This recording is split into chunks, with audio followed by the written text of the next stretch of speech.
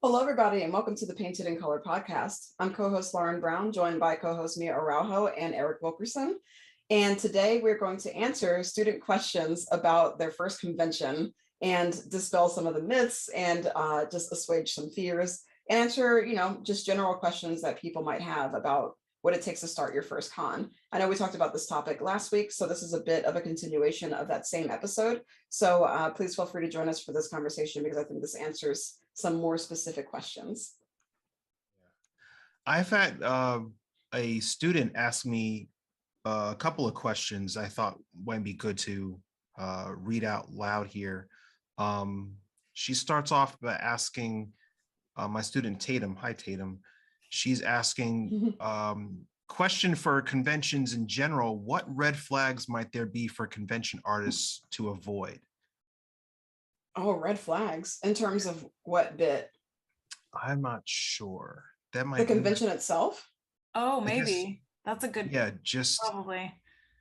I feel like maybe the shows that are really, really small that maybe you've never heard of, that you ask other people and no one's ever shown there, maybe don't start off there. Mm-hmm. Yeah. Anything that says that there's a convention that's going to be at a mall, I don't know. I will add a rebuttal because I went to a con called Mini Con, which was just one day inside of a mall, and I made bank. It was crazy. Nice. I wasn't expecting it. I got a double booth because it was so cheap to buy a table. It was like $200 for a double and sold like a lot. Like it was really unexpected. Just set up right outside TJ Maxx and just made bank. Yeah, right. I knew a few. I've seen a few artists there around, but none of my friends went. It was like an hour away, so it was an easy drive for me in San Antonio. And that con, pretty good con. So mall cons aren't always bad, but it's good to see if there's a reputation about that con or other artists talking about that. So one thing I will suggest too is going on a group called Artist Alley Network International on Facebook. That group has a lot of resources and a lot of history. So you can basically go in that group, search for anything you want to, like if you're trying to figure out where you want to get your merch printed or who to source or what conventions to go to or not go to, like what's the buzz around this convention.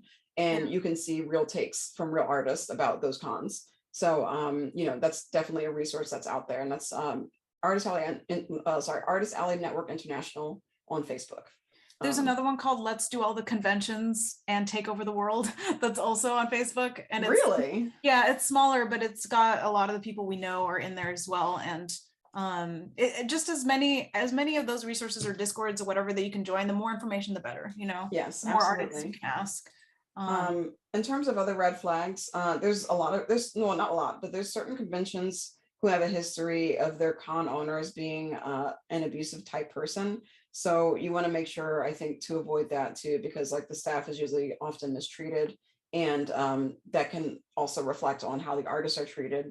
So there's certain shows that don't have great reputations, and I don't want to blast them here, but and again, go to those resources and see what the stats are and what the history is, to make sure that you don't risk getting put in a super dark area or risk having a bad placement or just no audience whatsoever. All those situations have happened to me before. So if you find out that the convention has tables out in the parking lot of the convention under a circus tent, or in a hot tent, in a hot tent, in the heat, no AC, with leaks happening, like there was rain one year, and you have to supply your own lighting. I was there. Oh my goodness, that's a deal breaker. Ball pits. A deal breaker, ladies. But anyway, there's another question. What types of follow-up methods should artists push for with customers after the event? That's anything to do with their online store, maybe? So I can't think of anything that I've never followed up with customers after an event. I follow up with mine. Oh, you have? Go ahead. Wait, please, go Mia first. Oh no, I was just gonna say I have that mailing list set up on my iPad, and I always send an after con update, like a mass email to my mailing list, just updating them on the show, but also welcoming them on board, basically. So that's something that we didn't actually mention. So that's good for people that are starting out. Having a little sheet, if there's space on your table, for a mailing list, so that people can be informed about who you are, what you create, and what you're going to create more of that might be on your online store. I've gone every convention I've gone to, I've printed out a little mailing list sheet and I just put sign here or something. People will always they're just so willing to just write down all of their contact information. It's so weird to me. You don't have to be like, hey, give me all your info. You just put a piece of paper and a pen out and they just like, oh, here, you want my number too? I'm like, okay. There's not a single soul who I've asked for their contact info that did not want to give it to me. I just like they gave me their address. I know where they live. Like they don't know where that's being documented. Like I throw it all away afterwards. Like it's in my stamps.com history or whatever, but like, what am I going to use it for? Right. But like people are very trusting at conventions. It's just a thing. So yeah, if you need their information, they'll give it to you. So make a mailing list. Yeah. Make a mailing list. So when you're in the middle of doing your speech and you're making that sale, say, hey, have you signed my mailing list? Or some people might just walk up and go, this is some really cool stuff. Have no interest in buying from you at the moment and will just give you all their contact information and just roll. Yeah. I've seen that happen too. It's so weird. Another question is, should artists sign their prints? Ooh, I do. Yeah, I do too. Yeah. Does anybody charge extra for their signed prints? I don't. I don't either. I sign it, but I sign my prints before I get to the convention, because the worst thing in the world is to be making that sale, have 2 or 3 other people in line that want to buy, and then have the person stop and go, oh, can you sign this? And then you gotta unbag it and pull it out, and then you gotta sign it, and you gotta dry, and then you gotta try to stick it back in the sleeve without it bending. Then you go, oh, it bent. Can I get another one? Yep. And you're like, oh my God, not again. Yeah. I did that the first year and I was like, never again. Never. Yeah, that happened to me before too. You get there. Yeah. Also, if you're gonna go on, Mia. No, Lauren, you didn't go last time. if you're gonna go with print bags too, try to get the ones that don't have the if they seal, don't get the ones that seal on the inside. Get the ones that seal on the outside so that the glue does not hit the print. I have destroyed many a print by using the wrong type of bag, so don't use the wrong bags. And I think the ones that I get were from oh my God, I think clearbags.com. Yeah, those are the ones that I used. I get the one with the seal is on the sticky part is on the bag, not the flap, because the flap touch the print going in. Yeah, whatever method does not touch the print. They need to be print safe bags. Yeah. So just a small caveat there. Yeah, and the quick thing to add on is another thing I do is I add a business card with all my contact info in every print, and on the back of the sketchbook, it's printed on the back. So that's another way to somewhat follow up, is they go home with your contact info. Yeah. Even if they don't sign up for your mailing list. So yeah. And also a good point. Do make sure that you have business cards, because following up with customers after, it's really more so the customer following up with you if they want anything from you or commission, etc. Make sure that they have a way to contact you afterwards, because oftentimes people are like, oh, I lost the print, or I couldn't, I have the print, but I didn't know how to find you. So what I usually do is I have like a little stamp. I stamp the back of my prints too with my website, so that people can find me later. And I also backstamp my enamel pins with my logo so that people know what my name is, so that they can look me up. Because if they just gotten it as a gift, they don't know where they got it from unless they have, like, they flip it and they're like, oh, that illustration. Okay, let me get to the website. I like their work. So that's a good way that you can continue that, spread the word about yourself, advertise yourself through your business cards and through, each of your merch types, if you can do that. I know buttons are not as easy to do that, but usually everything else you can put your logo on. Yeah. I've had mixed experiences with having business cards on my table. I have too. Yeah. And I will take my business card and I will tape it on the back of every print. But I also have my name and my website actually on the print at the bottom of the print. On the front of it, so there's no question about who created it and where they can see more of it. But I've had people, there are people that have no interest in buying anything, that will just hit the artist alley and just be looking for free stuff. Yeah. You got business cards? You got business cards? They'll just be like, you got business just cards? Collecting like a whole like booklet of them. real jittery folks. You got business cards? You got the stuff? You okay? You got the stuff? Like scratch. Are you sure? Like, oh God. So then you give them the card and do you think they're going to stop and talk? Thanks. They run away. Right? But I've also had people come through and say, hey, I work for such and such company. We really love your stuff. You have a card? Hell yeah, I got a card.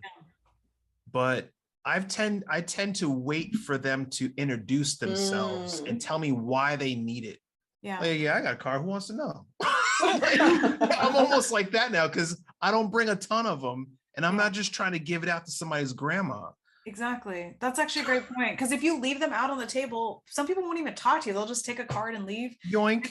I'm like, if you actually take the time to ask me, you get one. Like, that's exactly what I do too. So yeah. Another way you can do it too is if people like want to follow you on social media, you can also do a QR code about your socials and just have them, like I don't have any cards, but you can scan the QR code and follow me on blah, blah, blah. And have it lead to your Etsy shop if you have an Etsy shop. That's a really good method. Yeah. So because then they can have your merch bookmarked for later. Yeah. So or your link tree, which has links to everything.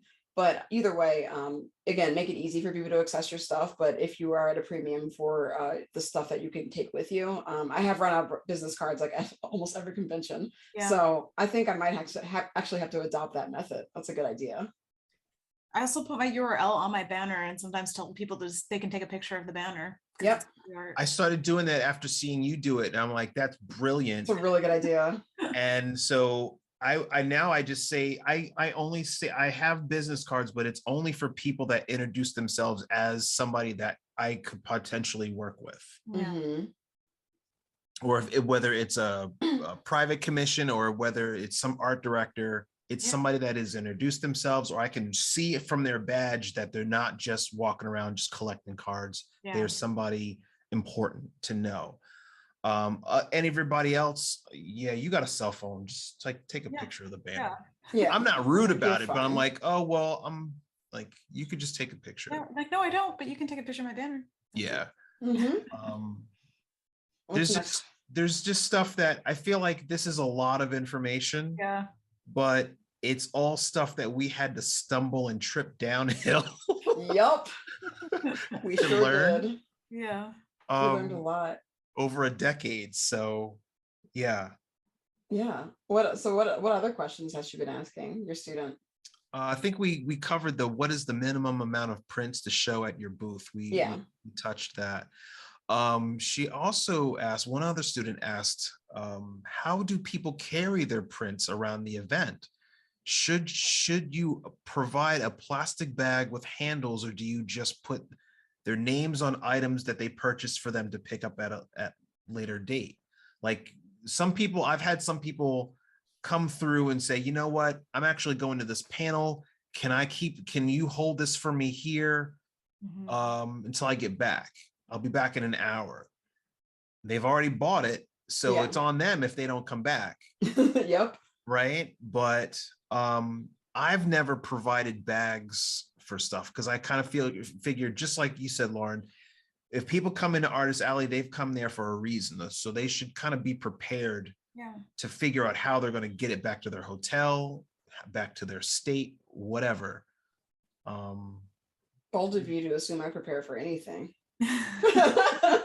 I actually do provide bags for my customers. And also, I think that it's just like nice to be able to carry things around, and it makes them more inclined to carry the prints. Sometimes I see these poor people like carrying around like naked prints, and like they it's all like messed up because they got it around the convention. They didn't protect it. And then like, do you have any bags? And I'm just like, you can have one with purchase. but I usually, I'm nice, so I give it to them. And like, they can like put all their prints in there, and they're like, actually, can I have a print? And like, also I like bags because, especially if people buy multiple prints, what I always do is I put one print in the bag facing one way and one print facing the other way. So they're holding the print, and then you can see both sides, and other people will ask them like, where'd you get that print from? And I get a few sales from that, people coming back to my table and being like, hey, like I saw your print, someone was holding it. I wanted to buy, I was really interested in this. So it's a like little way of advertising that way too. That's exactly what I would do too. The clear bags, they sell clear bags with handles and they're reusable, so they're not like straight recycle, garbage. Yeah. Wow. Yeah. I never knew that. I never knew. I'm learning a lot in this like episode. I think this is great. So where, I mean, is this like a plastic bag? Is this a cloth thing? What? It's clear, yeah. It's clear. Wow. But it's thick enough to be reusable, so it's technically recyclable, whatever. Because it's reusable, it's kind of like not seen as just straight up trash, Yeah. Interesting. Wow. Okay. And it's actually better if they order more than one print or more, like multiple things. I tend to not offer bags unless someone asks, like you said, or if they only buy one print. I tend to save them for people who buy more things because it makes sense. Because if you offer bags to everyone will say yes, And then you're giving away all your bags, and like that's more wasteful then. Yeah. I'm gonna do that from now on. Because again, like I'm too nice. Like I give everybody bags, but everybody doesn't need bags. Another great thing for merchandise is people do print a nice silk screen of their art onto a tote bag that's big enough to true. Prints. So that's something that people can actually use at the show. And if it's a reasonable price, I've seen people do that too, where it's like a beautiful design that you're like, I really want that bag and it will help me carry stuff at the show, What's a reasonable price? I was going to ask you that too. I've never sold them, but yeah, I guess like if I'm going around buying, if it's around 15 or 20 bucks, like I'd be like, yeah, I'll buy it if it's pretty, and it's something I can't it's not like a really thin tote bag, it feels like it's nicely made. But I've actually haven't been to conventions in a while, so I don't know if that price holds up. I was going to say 25 for tote bags. Oh, really? Because I was just thinking, like, would that be a Zazzle thing? Like, who's making those totes? That's a good. I haven't made totes before either, so I don't know what merchandiser would be or manufacturer would be good for totes. But just for cursory search, you can get personalized ones from Custom Ink, or like they're probably not the best quality, but I think that you can. It's like just like any merch type that you have to get printed, like outsourced, you'll have to shop around for like the best manufacturer that does good quality and good prices. I remember somebody at IllexCon selling bags with his art on it for like $25-$30. And I was like, wow, this is really good quality. Like, where'd you get this done? Or like, how'd you get this? And I think it was like a bulk order where they may have been $5 a bag online, $5-$10. So like he was making a decent profit. Yeah. But I never thought about actually doing bags for anything. I would definitely design it well and make it stand out as opposed to just slapping art on it, because I think $25-$30 for a bag for most people going to cons might be a lot. I don't know. Again, I haven't been to cons in a while, but it's like, make it like undeniable. Like I have to have this bag, Yeah. Like I remember the artist Koei made like an Overwatch tote bag that I fell in love with, and I think I got it for $30. And I mean, I've been using it for years. It's great quality. Yeah. So like if the quality speaks for itself, then people probably are more inclined to buy it. Also, again, target audience. Like there's a lot of anime conventions that are smaller that people are not really willing to spend more than 15 at the table. Right. But at tabletop gaming conventions or things like places like Dragon Con where they're bigger and like has a more mature audience, they're probably willing to spend a little bit more money on the stuff that you're selling. That's true. And actually, when I think about buying bags just regularly at a store, you don't usually get the kind of art that we make as an option. So it might be worth spending a little more to get this really unique art on a bag that they've never seen anywhere else. So yeah, I stand corrected. Oh, you're fine. You're all good. In the comments, or just like in the chat or in the comments, if you want to know about any specific part of selling at conventions and what more detailed things are, like dealing with taxes, dealing with table fees, dealing with display stuff or merchandise specifics, then please let us know what you would be interested in us discussing, and we will be happy to do that. Once again, it is meant to be more of a series, so we're going to have multiple things we talk about because this is a big topic, but this is something that I'm really have on the top of my mind. I'm about to do my con season soon. So, you know, I'm excited, and this is really helpful for me. So like selfishly, I want to do this more anyway. So yeah. And you better tell us how it goes, because this is going to be your first show post pandemic. So yeah, that's right. We definitely want an update. Yeah, I will happily give one. But yeah, thanks everybody for joining us. I appreciate y'all. We all appreciate y'all joining us for you know, for the show and the chat and the comments. And you know, please feel free to subscribe to our channel if you like what we were talking about, and like this video, comment if you were interested. Comments gets us more views, so it's always really helpful to have that. And if you want to just join the discussion, then please join our Facebook group at Painted in Color Discussion podcast group on Facebook. I know that's a bit of a mouthful, but we are on Facebook, and you know, it's a pretty good group. So please feel free to join us. Until then, we will cover more about conventions, and we will see y'all later. Bye, everybody. Oh, there we go. Ah.